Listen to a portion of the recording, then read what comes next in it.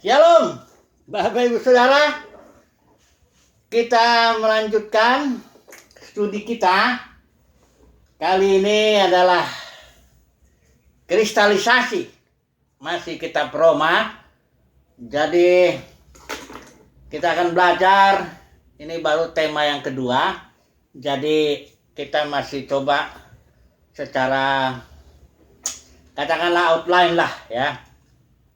Saya coba mengulangi lagi, kitab Roma ini adalah suatu kitab yang tema utamanya itu adalah the righteousness of God, kebenaran Elohim. Ini tema utama daripada surat Roma ini. Mengapa Paulus menyampaikan itu kebenaran Elohim? Karena kebenaran Elohim itu, ya sebenarnya Elohim sendiri itu suatu standar. Katakanlah begitu, yang kalau orang ingin berkenan kepada Tuhan, ya dia harus mencapai standar itu, ya, kondisi itu.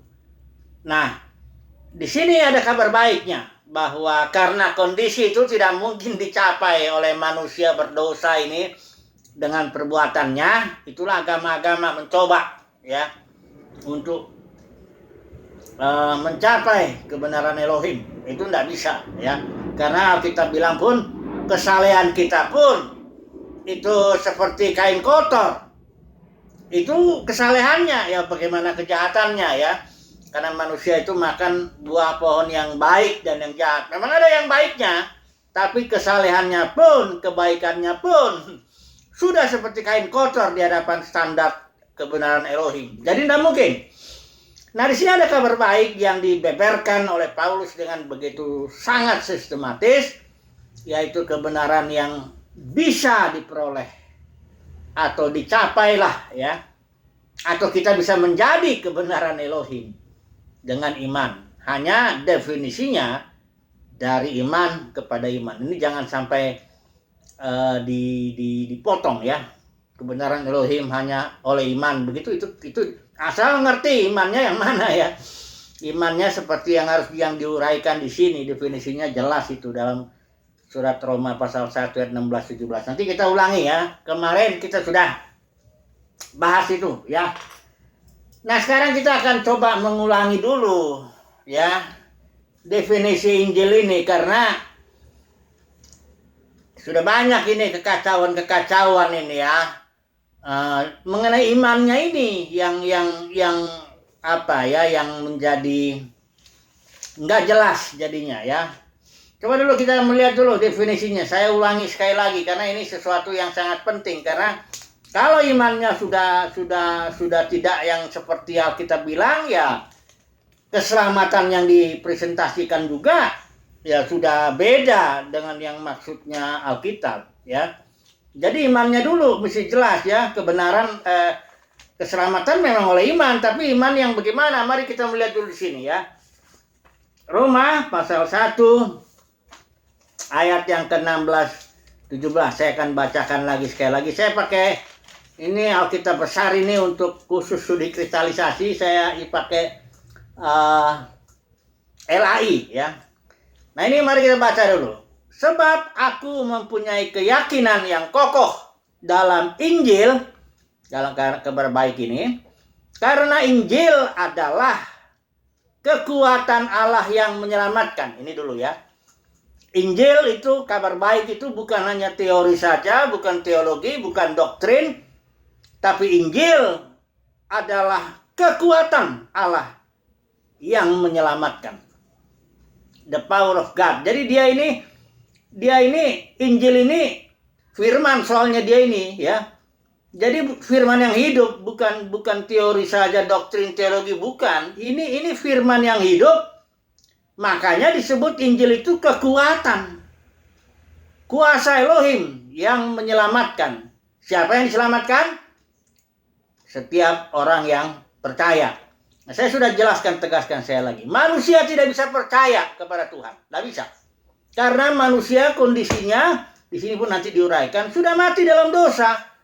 Sudah tahu kalau orang mati, tidak mungkin dia bisa percaya lagi, berbuat apapun tidak bisa, mendengar pun tidak bisa. Karena orang kalau mau diselamatkan harus melalui percaya, melalui mendengar firman. Nah ini nggak mungkin lagi. Jadi kalau ada orang percaya kepada Tuhan Yesus, kepada firman Tuhan, kepada Injil, itu berarti orang itu sudah mendapatkan kasih karunia. Itu sebabnya Yesus bilang, tidak ada seorang pun dapat datang kepadaku, seorang pun tidak bisa, ya, kecuali Bapa di sorga memberikan kasih karunia itu. Itu sebabnya Injil memang kekuatan Allah yang menyelamatkan, tapi orang nggak bisa mendengar lagi itu Injil dan percaya, nggak bisa. Kalau dengan kekuatan sendiri, nggak bisa. Harus mendapatkan kasih karunia itu untuk bisa percaya. Barulah di dalam hatinya masuklah ini kekuatan Allah yang menyelamatkan itu. Yang saya menyebutnya ini energi Kristus. Ya, inilah iman itu. Iman itu bukan milik kita, itu adalah iman itu yang dilahirkan oleh pada firman itu yang kita dengar, ya, karena iman itu kan timbulnya dari pendengaran, ya. Tapi pendengaran ini pun kita karena kasih karunia ya, saudara ya, jangan salah ya.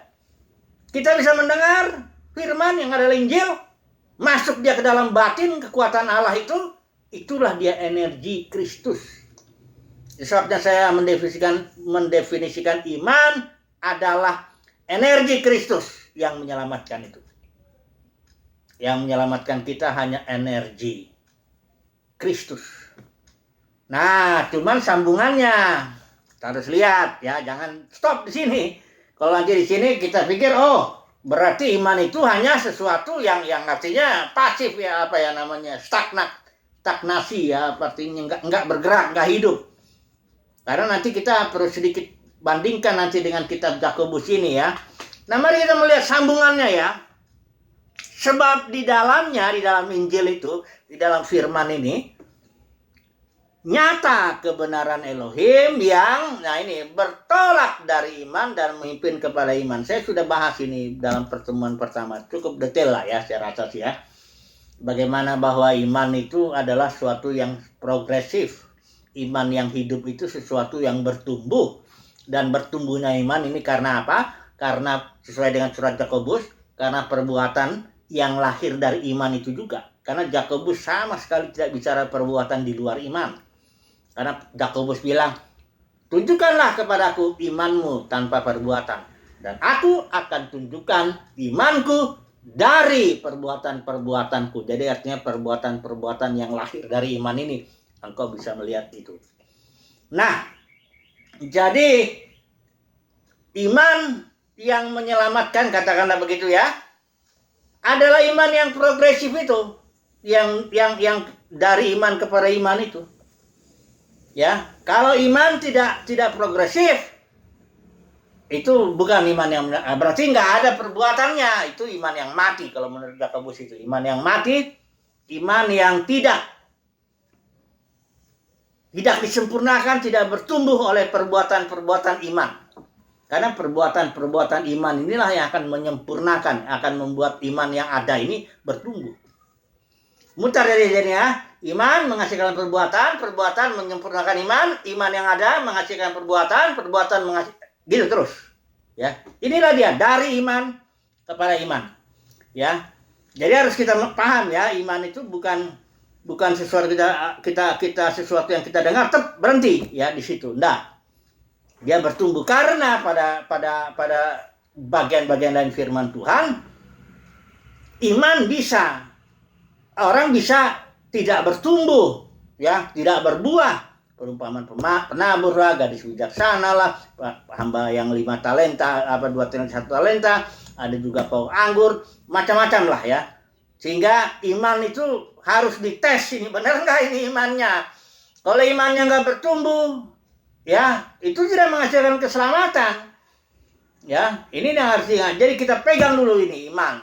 Definisi iman kita bukan iman yang stagnan, ya, yang bukan iman yang mati ya, tapi iman yang dari iman kepada iman yang disempurnakan terus oleh perbuatan iman yang disempurnakan terus oleh perbuatan yang lahir juga dari iman.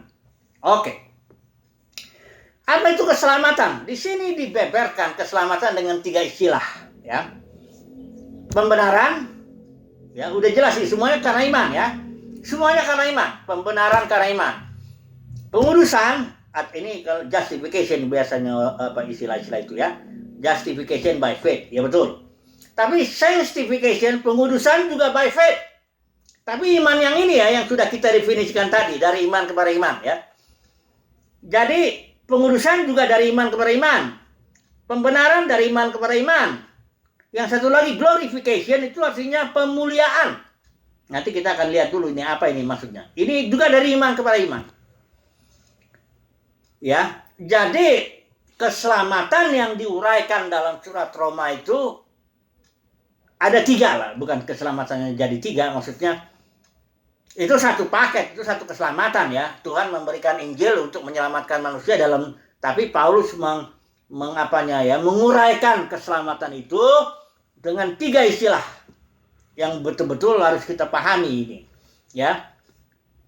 Justification, sanctification atau pengudusan, glorification atau pemuliaan, ya. Nanti kita ini sebenarnya satu tema ini bisa kita bahas, ya.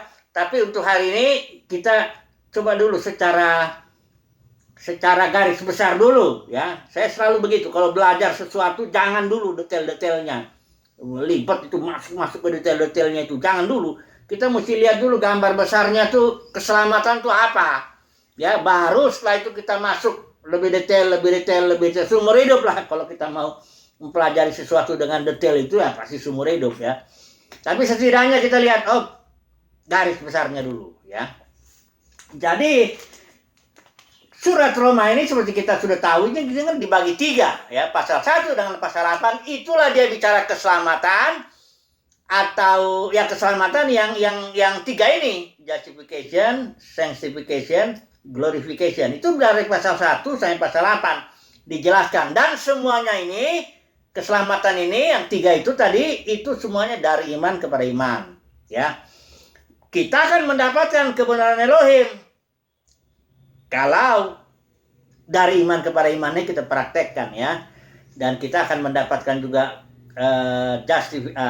justification, sanctification, dan glorification, ya. Semua bertumbuh kepada iman dan dari iman kepada iman, ya. Mari kita masuk dulu yang pertama, ya. Justification by faith. Nah ini, ya. Tapi ini ingat, ya, by faith. Faith-nya ini tetap harus dari iman kepada iman. Tidak boleh, ya. Tidak boleh definisinya jadi, ya asal ngerti, ya, kalau disebut faith, karena memang dari iman, memang iman, tapi dia bertumbuhnya juga iman, ya. Sasarannya iman juga. Jadi makanya kalau orang kadang-kadang saya khawatirnya orang menyebut iman doang, nanti dimaksud hanya sekali percaya tetap percaya, sekali selamat tetap selamat. Nah, itu jargon-jargon yang begitu tuh hati-hati. Ya, kalau imannya nggak bergerak, nggak bertumbuh, itu nggak bisa. Dan memang itu bukan iman. Iman tuh pasti bergerak, ya. Itu namanya kalau iman yang nggak bertumbuh tuh, ya nanti dalam perumpamaan penabur disebut juga ada faktor-faktornya juga. Ya, yang jatuh di tanah itu firman yang jatuh di tanah yang berbatu, jatuh di tanah yang ada semak duri di sana. Ya nanti kita bahas itulah, ya. Tapi yang jelas kalau saya bicara iman, tentang iman yang menyelamatkan itu yang dimaksud diuraikan di Roma ini, itu maksudnya dari iman kepada iman. Iman yang bergerak, iman yang bertumbuh, iman yang disempurnakan. Oleh apa? Oleh perbuatan-perbuatan iman. Jadi saya sudah jelaskan waktu itu, iman tetaplah seperti koin. Satu koin. Ada sisi percayanya, iman, ada sisi ketaatannya, ya. Itu sebabnya dalam surat Roma pasal 1 ayat 5 maupun pasal 16 ayat 26 itu Paulus jelaskan di situ, aku dipanggil menjadi rasul, memimpin bangsa lain ke dalam ketaatan iman, ya. Obedience of faith digabung. Ketaatan iman tuh, ketaatan dan iman digabung aja. Karena apa? Karena emang satu koin. Ya, tidak mungkin orang bicara iman tanpa bicara ketaatan yang akan menyempurnakan iman itu. Ketaatan yang lahir dari iman, ya. Tidak mungkin orang bicara ketaatan tanpa iman, ya. Karena kalau udah bicara ketaatan tanpa iman, nah ini udah kacau juga ini. Oke. Mari kita masuk dulu yang pertama ini, justification by faith, ya. Ini pasalnya itu ada dari pasal 3 ayat 25, ya. Di sini diuraikan sampai pasal yang terakhir itu, hasil-hasil pembenaran itu, pasal 5 sampai 11, ya. Kita dulu bergerak dengan cepat, ya. Yang penting kita tahu keselamatan itu diuraikan secara sistematis oleh Paulus dengan 3 istilah. Pembenaran, pengudusan, pemulihan. Ini harus semuanya kita dapatkan, ya. Kalau enggak berarti iman yang salah. Karena kita dapatkan yang 3 ini, keselamatan itu karena istilah iman tadi itu, ungkapannya, ya, dari iman kepada iman. Kalau enggak ini dapat, itu berarti ada yang enggak benar dengan imannya ini, ya. Nah, mari kita melihat dulu pembenaran, ya. Pembenaran oleh iman, ya. Kita melihat di pasal 3. Ini sebenarnya sebelumnya Paulus sudah menjelaskan dulu, membeberkan dulu bahwa tidak ada yang benar. Saya bacakan dulu kesimpulannya Paulus ini, ya. Setelah dia mendefinisikan Injil, dia masuk ke pasal 18, sebab murka Allah nyata dari sorga atas segala kefasikan dan kelaliman manusia. Jadi di pasal ini sampai ke pasal 3 ini, di sini Paulus ngambil kutip satu ayat, satu perikop, satu bagian lah, ya, yang akhirnya terkena kepada bangsa Yahudi maupun juga kepada bangsa yang bukan Yahudi. Semua udah berdosa. Ini kalimatnya. Tidak ada yang, ini pasal 3, ya, ayat yang ke-9. Yang 10. Tidak ada yang benar, seorang pun tidak. Ini dalam Mazmur diambilnya. Tidak ada. Kalau udah kita bilang tidak ada, ya betul-betul tidak ada. Tidak ada seorang pun yang berakal budi, ya. Tuh, manusia nggak ada yang berakal budi. Mau orang Yahudi, mau bukan Yahudi, semuanya nggak ada yang berakal budi. Tidak ada seorang pun, perhatikan, yang mencari Allah. Kalau kita lihat sepertinya agama-agama itu yang mencari Allah, yang mencari yang benar, nggak ada itu. Alkitab bilang tidak ada. Jadi kita harus lebih percaya Alkitab. Jangan kita lihat pengalaman, buktinya itu kelihatan itu dia cari Tuhan. Enggak. Maksudnya manusia yang berdosa itu tidak bisa, ya. Tidak ada seorang pun yang mencari Allah. Semua orang, ya, telah menyeleweng. Ini udah vonis-vonis semua ini. Ya, jadi Paulus menguraikan itu dalam kurang lebih 2 pasal ini. Dia udah vonis semua manusia pokoknya udah mati dalam dosa, habis lah. Tak ada harapan. Nah, baru dia kasih kabar baik. Tetapi sekarang, ya, kebenaran Elohim dinyatakan seperti disaksikan sudah, ya, dalam kitab Taurat, kitab nabi-nabi, ya. Nanti kita bahas. Ya, kita nggak mau terlalu apa, ya, istilahnya mendetail dulu lah, ya. Kita mau seret dulu apa sih sebenarnya pembenaran itu, ya. Pembenaran oleh iman itu begini. Ketika seseorang mendengar ini, dikatakan di sini mendengar Injil, ya, kabar baik, dan mendapat kasih karunia itu, ya. Jangan hanya mendengar Injil, karena orang nggak ada lagi yang bisa mendengar. Di sini mencari Tuhan pun nggak ada, yang benar semuanya udah habis, ya. Sudah habis dari vonis, ya. Jadi kalau ada orang yang mendengar Injil, kabar baik itu, Injil ini juga Injil tentang anaknya, ya. Maka itu sebabnya jadi ada 3 poin nanti kita dijelasin itu, darah Yesus, ya, salib Yesus, dan nanti dia bangkit surga, curahkan roh dan roh. Ini nanti justification, sanctification, glorification itu terkait dengan itu. Darah, salib, roh, ya. Karena Injil ini Injil tentang anaknya, ini simbol-simbol, ya, tapi sangat bermakna, ya. Nanti kalau saudara bagian pembenaran, pasti itulah darah yang disebut Paulus di sini. Dan selalu kalau pembenaran, dosanya itu bentuknya jamak. Dosa-dosa. Jadi nanti lain kalau pengudusan dosanya tunggal, ya. Nanti kita lihat dulu ini dulu. Pembenaran yang disimbolkan di sini Paulus ngejelasinnya itu, ya. Dia menyebut pertama darah Yesus. Kedua, dosa-dosa perbuatan. Ya. Ini dulu, ya. Ini pembenaran itu saudara langsung pikir, oh, berarti dosa-dosa saya dihapus. Saya dianggap benar secara hukum, tidak salah. Karena apa? Darah Yesus menghapus seluruh dosa-dosa saya. Dari saya lahir sampai saya mati. Selesai. Ya, sekali selesai darah Yesus membasuh. Memang dalam pengalaman ya ada. Jika kita mengaku dosa kita, ya secara adil yang akan mengampuni. Tapi bukan berarti dosa kita yang di depan kita itu belum diampuni oleh darah Yesus. Sudah. Jangan salah. Sudah. Itu sebabnya kita bukan orang berdosa lagi. Dulu orang berdosa, tapi sekarang orang benar. Orang yang dibenarkan, lebih tepat begitu kali ya. Orang yang dibenarkan di hakim itu, kalau kita di hadapan pengadilan gitu divonis engkau benar. Kenapa dibilang benar? Karena dosa-dosa kita, perbuatan dosa kita dihapus. Oleh apa? Oleh darah Yesus. Itu. Jadi darah menghapus dosa-dosa. Nah ini ya. Ini pembenaran. Di sini memang Paulus membuktikan melalui Abraham. Abraham percaya karena iman, juga Daud dan sebagainya. Tapi ini dia ya apanya? Definisinya pengertian pembenaran itu kita dianggap benar. Apa sih dianggap benar? Iya, karena dosa-dosa kita dihapuskan. Siapa yang menghapuskan? Darah Yesus. Jadi di hadapan Bapa di sorga kita engkau orang benar. Nah ini dia. Ya. Jangan lagi saudara bilang kalau memang udah percaya dan yang percayanya imannya bertumbuh, pastilah ke dalam doa nggak ngucapin lagi Tuhan aku orang berdosa Tuhan ini gimana kalau engkau berarti nggak percaya dong dengan firman Tuhan. Firman Tuhan bilang engkau sudah dibenarkan, dosa-dosamu dari lahir sampai mati itu udah dihapus oleh darah Yesus. Kita kalau hati percaya, mulut mesti ngaku Tuhan, puji Tuhan, aku mengucap syukur engkau sudah membenarkan aku, darahmu sudah menghapuskan segala dosa-dosaku itu. Jadi kita bukan orang berdosa lagi ya. Kita orang benar, orang yang dibenarkan oleh iman yang tadi ya. Kembali ya semuanya tuh dari iman kepada iman itu tadi. Oke. Sekarang hasilnya. Kalau memang kita benar imannya hidup, kita sudah dibenarkan, ini ada hasilnya. Ya, yang satu ada 5 di sini hasilnya ya. Saya mencatat di sini.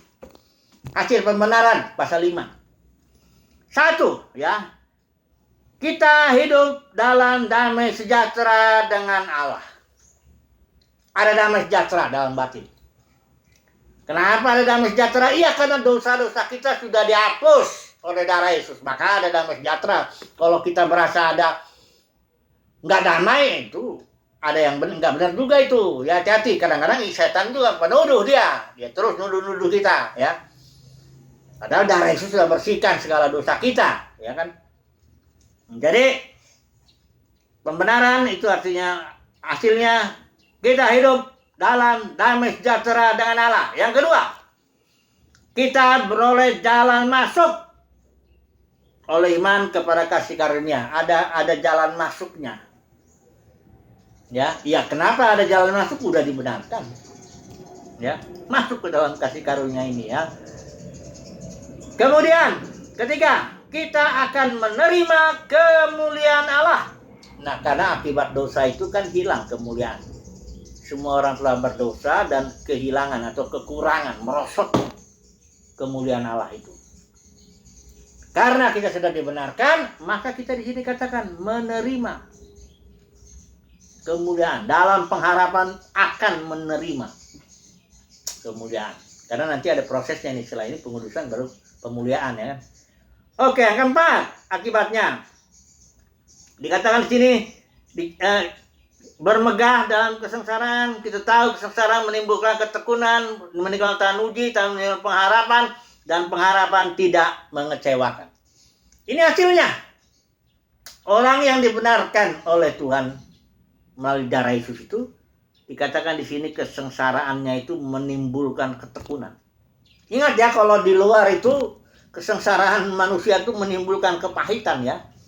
Orang dunia ini pahit hidup di dunia ini. Kenapa? Karena kesengsaraannya menimbulkan kepahitan. Tapi orang yang dibenarkan oleh darah Yesus, kesengsaraannya menimbulkan ketekunan. 1. Ketekunannya menimbulkan tahan uji. Tahan ujinya menimbulkan pengharapan. Dan pengharapannya tidak mengecewakan. Nah, ini dia. Jadi saudaraku, kita yang sudah dibenarkan, jangan khawatir dengan soal kesengsaraan. Itu Tuhan yang ukur lah. Setiap orang harus mengalami itu memang. Supaya menimbulkan ketekunan, dan ketekunan menimbulkan tahan uji menimbulkan gitu. Biarkanlah Tuhan yang ngatur itu. Tapi ingatlah, kesengsaraan kita nggak sia-sia. Nggak. Dia menghasilkan ketekunan, tahan uji, pengharapan. Ya. Ini dia yang keempat. Yang kelima. Dikatakan di sini, dan bukan hanya itu saja, kita malah bermegah dalam Allah oleh Yesus Tuhan kita, sebab oleh Dia kita telah menerima pendamaian. Menerima pendamaian. Ini yang kelima, ya. Menerima pendamaian. Jadi, sekali lagi ya. Kalaulah iman kita, ini kan kita dapat pembenaran ini, ingat ya, dari iman kepada iman. Kita menerima ini, pembenaran. Dari iman kepada iman. Kalau iman kita ini memang terus bergerak, dia bertumbuh, ini hasilnya. Ini buktinya, ya.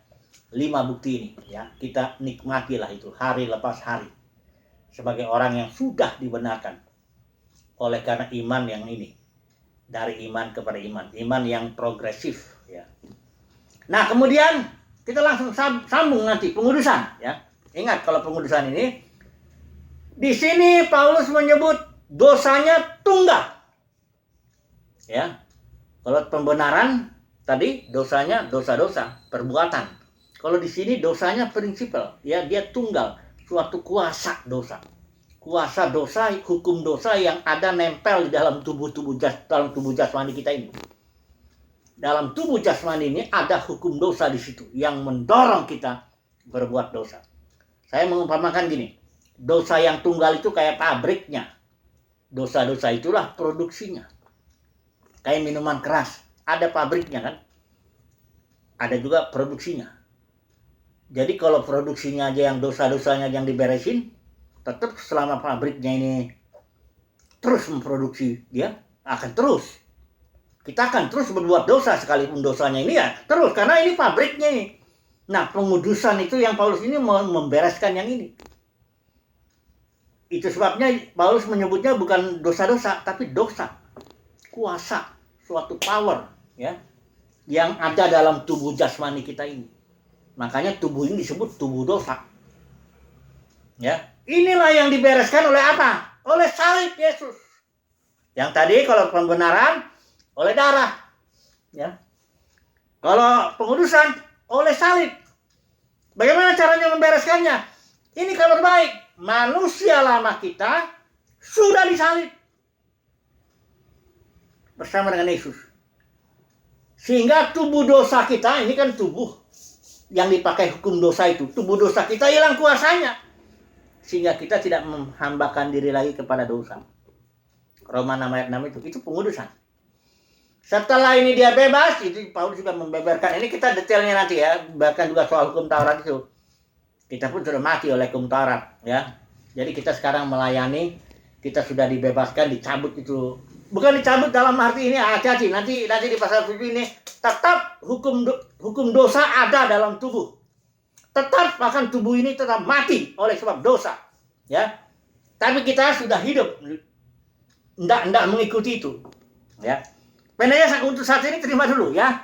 Salib Yesus membereskan manusia lama kita. Kita sudah dibebaskan dari dosa tunggal itu, ya. Hukum dosa itu yang ada dalam tubuh. Dia tetap ada. Kalau iman kita merosot, dia akan membuktikan bahwa dia masih ada di situ. Tidak apa-apa. Hukum dosa akan tetap ada di dalam tubuh. Makanya di pasal 7 itu ayat yang ini 25, 26 kesimpulannya, jadi kata Paulus, dengan akal budiku aku melayani hukum Allah, tetapi dengan tubuh insaniku aku melayani hukum dosa. Artinya tubuh insaniku ini tetap di dalam tubuh itu ada hukum dosa, hanya karena salib Yesus aku sudah dilepaskan itu, mati itu, aku sudah menyerahkan tubuhku kepada Tuhan, maka tubuh ini dipakai menjadi senjata kebenaran, menghasilkan buah itu, ya. Buahnya apa? Pengudusan. Mari kita melihat itu. ayat yang ke-22 itu pasal 6. Tetapi sekarang setelah kamu dimerdekakan dari dosa, ingat ya, dosa tunggal ini udah bebas kita ini. Setelah kamu menjadi hamba Allah, artinya menyerahkan semua anggota itu, kamu beroleh buah yang membawa kamu kepada pengudusan. Ini dia, sanctification. Cukup dulu ya, saya sambung dulu cepat pemulihan ini ya, di pasal 8 pemulihan ini, glorification itu, di sini roh ya yang berperan. Yesus mati bangkit naik ke surga, roh pemberi hidup, life giving spirit. Hukum roh pemberi hidup, pasal 2 ayat 8 ayat. Pasal 8 ayat 2 itu. Ada hukum dosa, hukum maut, ya ada dalam tubuh, memang ada. Tapi ada juga hukum roh pemberi hidup yang akan membuat kita akhirnya dimerdekakan dari tubuh. Pemuliaan itu, glorification itu artinya pembebasan dari tubuh atau pengangkatan sebagai anak. Mari saya baca satu ayat dulu ya. Pasal 8 ayat 23. Dan bukan hanya mereka saja, tetapi kita yang telah menerima karunia sulung roh, kita juga mengeluh dalam hati kita sambil menantikan pengangkatan sebagai anak, yaitu pembebasan tubuh kita. Tubuh kita akan diganti, itulah keselamatan itu. Mulai dari pembenaran itu dosa-dosa beres, mulai dari kuasa dosa itu juga beres, kita sudah dikuduskan, akhirnya tubuh ini juga harus selesaikan ini. Ya. Kita diganti tubuh yang baru. Nah itu dia keselamatan sempurna. Keselamatan itu 3 ya. Justification, sanctification, glorification. Kalau glorification belum. Nah, makanya Paulus bilang di sini, bukan hanya mereka saja, kita pun yang telah menerima karunia sulung roh, artinya panjar yang saya sering bisa arabon itu istilahnya, Roh Kudus yang materaikan kita itu, kita juga mengeluh sekarang ini dalam hati kita sambil nanti tunggu kedatangan Tuhan, atau ya kita juga mati, karena tubuh ini harus mati kok. Karena itu udah vonis, mut tamut, saya pernah bilang itu. Begitu kau makan buah ini, maka engkau langsung mendapatkan hidup jenis maut, dan hidup ini akan memimpin kamu kepada kematian fisik.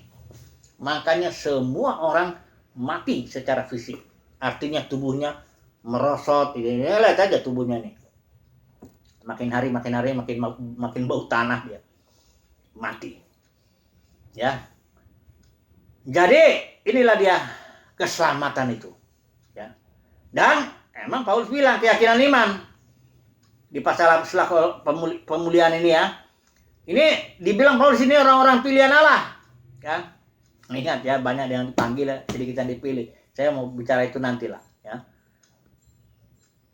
Keselamatan itu datang hanya di zaman ini, hanya kepada orang-orang pilihan Allah. Saudara dan saya dipilih, amin. Itu kan?